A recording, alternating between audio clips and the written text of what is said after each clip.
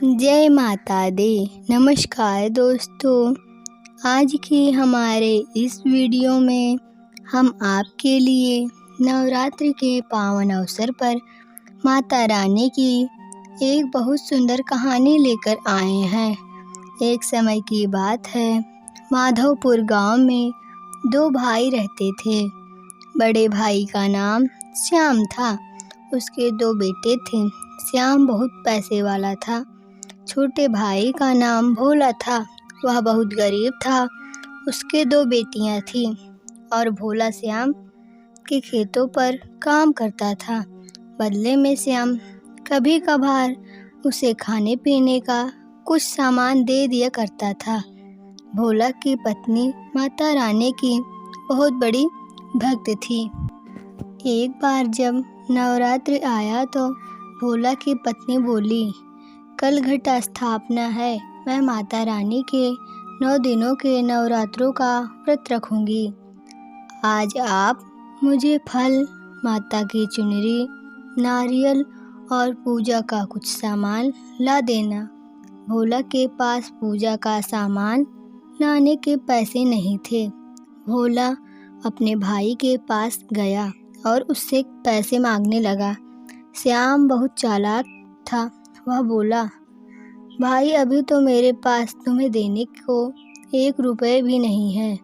खेतों पे चलो, वहाँ कुछ काम करके जो पैसा मिलेगा उसमें से कुछ तुम रख लेना। भोला बहुत खुश हो गया और खुशी खुशी खेतों की ओर चल दिया। जब वह दोनों खेतों की ओर जा रहे थे तो रास्ते में उन्हें एक पीपल का पेड़ दिखाई दिया। पीपल के पेड़ के पीछे से रोने की आवाज़ आई। जब उन्होंने जाकर देखा तो पेड़ के पीछे एक छोटी सी बच्ची बैठी रो रही थी। उसे चोट लगी थी और खून बह रहा था।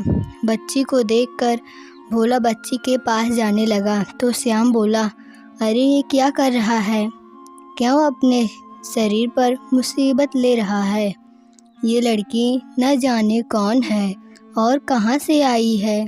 तेरा तो नवरात्रि का व्रत है, क्यों इसके खून को हाथ लगा रहा है? अपवित्र होना चाहता है क्या? यह सुनकर भोला बोला, भैया आपका तो व्रत नहीं है, आप इसे अपने साथ ले जाओ। यह सुनकर श्याम नाराज होकर वहाँ से चला जाता है। भोला उस बच्ची को अपने साथ अपने घर ले आता है। बच्ची को देखकर उसकी पत्नी बोली, ये बच्ची कौन है? तब भोला ने अपनी पत्नी को सारी बात बता दी। भोला की पत्नी ने बच्ची को गले से लगा लिया और बोली, माता रानी ने इसे हमारे घर भेजा है। हमारे पास जो कुछ भी है ये बच्ची भी उसमें गुजारा कर लेगी। हमारे 2 बेटियां हैं, एक बेटी और सही। उन्होंने उस बच्ची को अपने साथ रख लिया। रात हुई तो किसी ने भोला के घर का दरवाज़ा खटखटाया। भोला ने देखा तो दरवाजे पर उसका पड़ोसी खड़ा था। उसने भोला को हाथ में एक थैला दिया और बोला, यह लो भाई, माता रानी के पूजन का कुछ सामान है और फल भी है। मेरे दुकान पर पूजा का सारा सामान बिक गया था, बस यही बचा था तो मैंने सोचा कि तुम्हें दे दूं। तुम नवरात्रि का व्रत और पूजन करते हो। यह देखकर भोला बहुत खुश हुआ। उसने सामान अपनी पत्नी को दिया। दोनों ने मिलकर नवरात्रि का पूजन किया। उसी रात श्याम के खेतों में आग लग गई और उसकी सारी फसल जल गई। इस बात से श्याम बहुत दुखी हुआ। अब उसके पास पैसे भी नहीं रहे। दिन पर दिन उसके हालात खराब होते गए। उधर भोला का घर धन धान्य से भरता गया। नवरात्रि के 9 दिन पूरे होने को आए। नवमी के दिन श्याम ने सोचा, भोला के घर ये पैसा और खुशहाली कहाँ से आ रही है, देखना पड़ेगा। रात के समय श्याम चुपके से भोला के घर की खिड़की के पास बैठ गया और देखता है रात में वह बच्ची उठकर देवी माँ का स्वरूप ले लेती है और आशीर्वाद के रूप में भोला के पूजा घर में खूब धन दौलत और अन्न धन के भंडार भर देती है और अंतर्ध्यान हो जाती है। यह सब देखकर श्याम बेहोश होकर धरती पर गिर गया।